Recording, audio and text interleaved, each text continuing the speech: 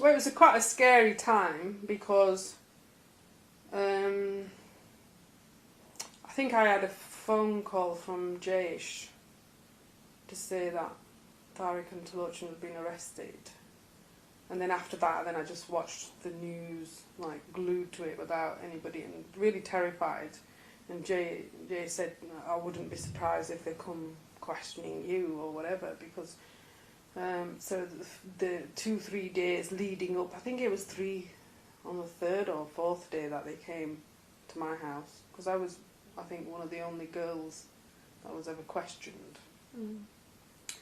And it was really early in the morning, and I can remember because it was the fasting month.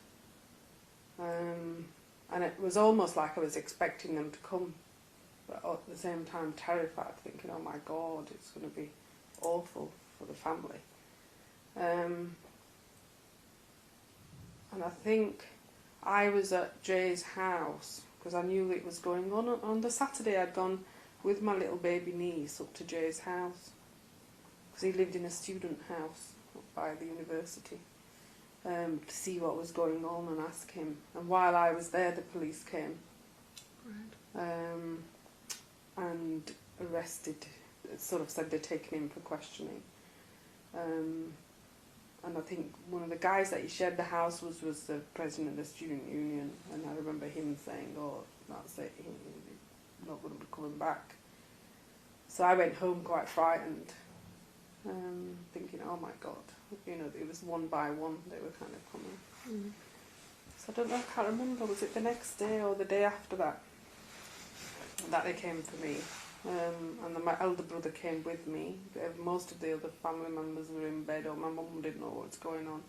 And my elder brother says to me, oh, they just want to question her because of, you know, some of her friends being arrested for the stuff, because it was on the news. And then I got questioned about it, and most of the questioning was around the meeting that we were supposedly we were having at Jay's house, and the day that they supposedly made the petrol bombs and all that sort of stuff. And I was there. So, you know, I gave a very short statement and said, you know, we didn't have a meeting because not everybody was there, and I told them what movie was on the TV and things. I said I was busy watching that and things like that. So there was lots of, and I think I was there quite a few hours, and they were trying to put words in my mouth, and I don't know why they decided not to, because I was the only one that was there that didn't get charged. Right. So, and I don't know whether they made a decision because when they picked me up, you know, my shalwar kameez, I was fasting as well, because they tried to offer me tea and coffee, and I said, so I'm fasting, you know, so I don't know whether they thought, no, this isn't going to go with, you know, because at least they could call the 12 of them sort of yobos or fanatics or whatever, but having a girl, a 19-year-old girl there as well was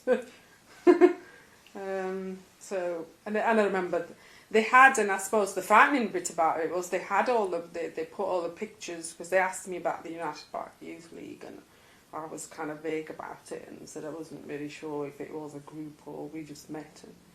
And then they had all these pictures of us with the Gary Pemberton campaign, you know, pictures of us outside the magistrates' courts and a few of the marches, and they said, you know, you can't say because you're there at the front with the leaders, you know, you're always there at the front, you're not somebody in the background, so you must know more. And it was just like, I suppose it was quite a scary time